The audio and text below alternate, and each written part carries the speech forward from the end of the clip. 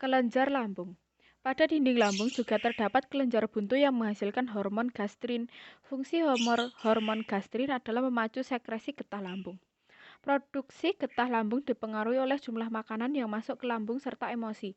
Bila makanan yang masuk ke lambung sedikit, produksi HCl sedikit pula. Begitu sebaliknya. Di saat seorang emosi, dapat terjadi jumlah makanan yang masuk sedikit tapi sekresi HCl berlebihan. Hal ini dapat mengakibatkan terjadinya kerusakan selaput lendir lambung, yaitu menimbulkan radang atau ulkus. Pada bayi yang masih menyusu, kelenjar lambung menghasilkan enzim renin yang berfungsi untuk mengendapkan kasein yang terdapat dalam susu. Antara lambung dan usus 12 jari terdapat sepasang klep. Klep yang dekat dengan lambung akan membuka bila terangsang oleh asam dan akan menutup bila terangsang basah. Sebaliknya, dengan klep yang dekat dengan usus halus akan membuka bila terangsang basah dan yang akan menutup bila terangsang asam. Mekanisme semacam itu sangat erat kaitannya dengan pengaturan pengeluaran makanan dari lambung ke duodenum. Dengan demikian pengeluaran makanan berjalan sedikit demi sedikit. Yang keempat ada pankreas. Pada dinding duodenum atau usus 12 jari, bermuara dua saluran yang berasal dari kelenjar pankreas dan kantung empedu. Makanan berbentuk bubur atau gim yang keluar dari lambung mengandung HCl dan bersifat asam. Adanya HCl menyebabkan terangsangnya sel-sel dari getah usus dan mengeluarkan hormon sekretin dan kolesistokinin. Hormon tersebut selanjutnya akan ikut peredaran darah. Di dalam pankreas terdapat hormon. Hormon sekretin memacu kelenjar pankreas untuk mengsekresikan getahnya. Hormon kolesistokinin merangsang empedu untuk mengeluarkan bilus. Bilus yang ditampung di dalam kantong empedu adalah hasil perombakan hemoglobin dari eritrosit oleh hati. Bilus mengandung garam-garam empedu dan bilirubin atau zat warna empedu. Zat ini berfungsi untuk mengemulsi lemak. Di dalam keadaan inilah lemak dapat dihidrolisis oleh enzim lipase. Hormon sekretin merangsang pankreas mengsekresikan getahnya melalui saluran pankreas menuju duodenum atau usus 12 jari. Sebelum sampai usus 12 jari atau duodenum, saluran pankreas bersatu dengan saluran empedu disebut ductus choleductus. Di pankreas juga terdapat getah pankreas. Getah pankreas mengandung tripsinogen, karbohidrase pankreas, lipase pankreas, dan garam NaHCO3. Tripsinogen adalah proteinase yang belum aktif. Karena pengaruh enterokinase, tripsinogen diubah menjadi enzim tripsin. Enzim ini berfungsi untuk menghidrolisis pepton menjadi asam amino. Yang kedua, ada karbohidrase pankreas berupa disakarase. Enzim ini berfungsi menghidrolisis disakarida menjadi monosakarida. Disakarase yang penting adalah maltase, sukrase, dan laktase. Enzim-enzim ini berfungsi untuk yang pertama, maltase menghidrolisis maltosa menjadi glukosa plus glukosa. Sukrase menghidrolisis sukrosa menjadi glukosa plus fruktosa. Dan yang terakhir ada laktase menghidrolisis laktosa menjadi galaktosa plus glukosa. Selanjutnya ada lipase pankreas atau stipsin berfungsi untuk menghidrolisis emulsi lemak menjadi asam lemak plus gliserin. Garam NaHCO3 memberikan lingkungan getah pankreas menjadi bersifat basa. Jadi enzim-enzim yang dihasilkan oleh pankreas aktif dalam lingkungan basa. Yang kelima ada usus halus. Setelah dari lambung, makanan masuk ke usus halus. Panjang bagian ini kurang lebih 8,25 meter. Di sini makanan hanya dicerna secara kimiawi saja, yaitu pencernaan dengan bantuan enzim. Usus halus terbagi atas 3 bagian, yaitu usus 12 jari atau duodenum, panjangnya kira-kira 25 cm, usus kosong jejunum panjangnya kira-kira 7 meter, dan usus penyerapan ileum panjangnya kira-kira 1 meter. Enzim yang terdapat pada usus halus. Pada dinding usus halus terdapat banyak sel-sel kelenjar atau kelenjar Lieberkühn yang menghasilkan getah usus 3 liter tiap hari. Getah ini bersifat basa, mengandung bermacam-macam enzim yang berfungsi untuk menyempurnakan pencernaan senyawa secara kimiawi.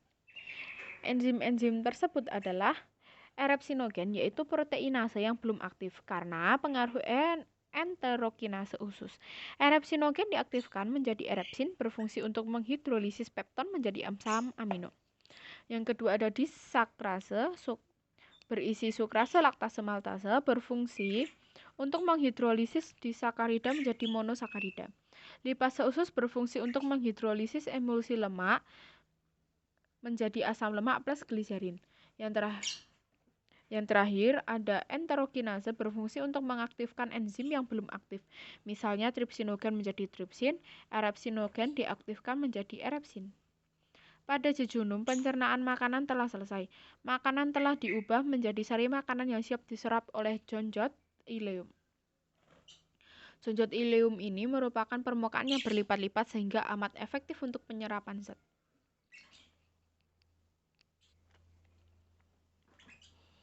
Selanjutnya, proses penyerapan di ileum. Yang pertama yaitu penyerapan karbohidrat.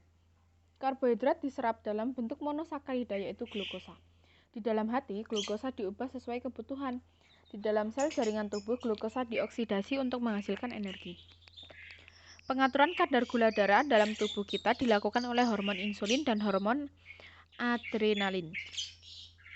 Yang kedua ada penyerapan lemak. Berbeda dengan glukosa, asam lemak dan gliserin diserap oleh pembuluh getah bening, usus atau pembuluh kil. Mekanisme penyerapan lemak yaitu yang pertama, asam lemak direaksikan dengan garam karbonat membentuk senyawa sabun. Senyawa sabun diserap oleh sel jonjot usus. Yang kedua, gliserin juga diserap oleh sel jonjot usus. Yang ketiga, di dalam sel jonjot usus, garam karbonat dilepaskan. Asam lemak dan gliserin membentuk lemak yang diangkut oleh pembuluh kil menuju ke vena bawah selangka. Yang ketiga yaitu penyerapan protein. Protein diserap dalam bentuk asam amino oleh kapiler darah usus. Asam amino diserap oleh kapiler darah pada jonjot usus, penyerapan diangkut ke hati. Lalu akan diubah sesuai dengan kebutuhan. Hasil pengubahan di dalam hati bersama darah diangkut ke jantung dan diedarkan ke seluruh jaringan tubuh. Yang keenam yaitu usus besar. Dari ileum, sisa makanan yang tidak tercerna akan menuju ke usus besar. Antara usus halus dan usus besar terdapat saluran buntu yang disebut usus buntu atau sekum. Pada sekum terdapat bangunan tambahan yang disebut umbai cacing atau appendix. Untuk mencegah masuknya makanan ke usus buntu, maka pada lubang yang menuju ke usus buntu terdapat klep cincin yang disebut empang Bauhihi. Selanjutnya ada bagian-bagian dan proses yang terjadi di usus besar. Organ-organ dalam usus besar yang pertama terdiri atas usus tebal atau kolon dan poros usus atau rektum. Panjang bagian ini sekitar 1 meter dan berdiameter sekitar 6,5 cm. Bahan makanan yang tidak diserap oleh ileum masuk ke dalam kolon. Di dalam kolon, sisa makanan akan dibusukkan oleh bakteri usus tebal. Misalnya Escherichia coli. Pada kolon juga terjadi pengaturan kadar air. Bila kadar air berlebih, maka akan diserap. Bila kadar air kurang, maka akan ditambah. Yang kedua, bagaimana sih proses keluarnya feses dari tubuh? Kolon dibedakan menjadi beberapa bagian, yaitu kolon naik atau ascendent, kolon mendatar atau transversum, dan kolon menurun atau descendant. Dengan gerakan peristaltik, makanan terdorong sedikit demi sedikit menuju rektum, yaitu poros usus atau bagian akhir dari usus besar.